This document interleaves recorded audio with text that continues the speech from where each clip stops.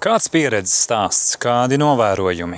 Kā cilvēki Latvijā un arī ārpus tās būs pamanījuši, tad propaganderasiem un noziedzīgās politikas uzspiedējiem šobrīd ir tāds pārejas posms, kurā Covid afēra ir beigusies, un tad viņi meklē iespējas nākamās afēras bīdīt, un bišķiņ tā kā nesanāk, jo cilvēki kaut kā vairāk nepavelkās, un viņiem ir tāda tautas valodā runājot baigā škrobe. Viņi nespēj vairs turēties kājās, jo drebulītis klāt ir, viņiem raustās tur starp kājām kaut kas, un viņi nesaprot, kā būt, jo taču tauta vairs neklaus tos idiotu barus, tās runājošās galvas, šos propaganderastus, kā es viņus saucu. Lūk, un šajā sakarā jums pateikšu vēl kādas pārdomas. Tātad izsmirdējušās Covid afēras laikā starp propaganderasu sektantiem kļuva populārs vārds antivakseri. Šie varnešu izsūtāmie smilkstošie šakāļi, gļēvuļi un pērkamie maitas tā arī nav sapratuši, ka nav tādi antivakseri, nav tādas antivakseru ģimenes. Ir cilvēki un ģimenes, kuras pretojas varmākām. Tās ir ģimenes cilvēki, kas ir pret varas varmāku uzbāzību un pret jaukšanos mūsu dzīvē. Iestājas atklāt pret vardarbību pret bērniem, ko veic morālo kropļu varas ar saviem salašņu, zinātnes un pekles iestāžu starpniecību. Vien nozombēti idioti nesaprot, ka nošpricēšanās varas politikas vārdā ir tieši narkomānu sektas apliecinājums lojalitātei debiloīdiem, kas eksploatē vergus, gļēvuļus un propagandas apsēstos. Tie tad arī nespēdami atkopties no propagandas reibuma savā aprobežotībā ieņirds par ikvienu, kas spējīgs atkratīties no uzbāzeņu varām, netverot, ka paši nošļurotie ir nelaimīgi, nolādēti narkomāni, kas arī savus bērnus upurē elles balto halātu sektas biznesa interesēm, kā piedzirdīti vergi, izkalpodamies režīmam.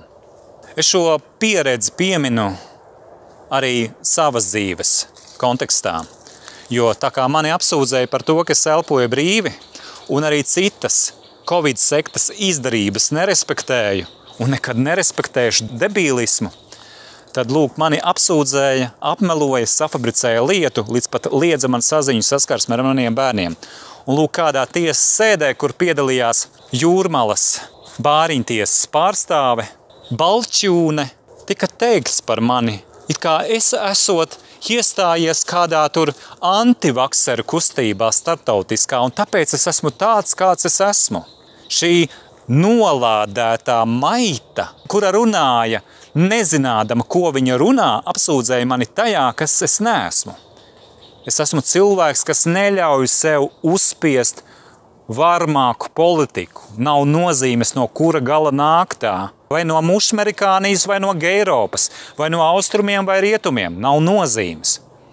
Cilvēki neļauj sev uzspiest iti neko. Ja mums ir saprotams, ka ļaunu nedrīkst darīt, tad tas it kā saprotams ir visiem. Tad ir jābūt arī vismaz tik daudz sapratnē, ka arī uzspiest nedrīkst. Un pat ja arī būtu kaut kas nepārprotami labs, cilvēki saprot to, ka arī labo nedrīkst uzspiest. Kāpēc nav saprotams ļoti, ļoti daudziem tas, ka uzspiest tas ir ļaunums? Lūk, tas ir arī stāsts attiecībā uz šiem te raganu medību saukļiem, cilvēkus nosaucot un apsaukājot par antivakseriem laikā, kad viņi vienkārši pretojās varmākām un neļāva sev uzspiest debīliķu politiku. Tas ir vēl viens stāsts, ko jāzina paudžu paudzēm par šo miskasti, kas ar vienu ir piesavinājusies Latvijas valsts vārdu. Noziegumi tiks atklāti, un ļaundaru bars, ik viens no viņiem šajā barā tiks uzmeklēts un saukts pie atbildības.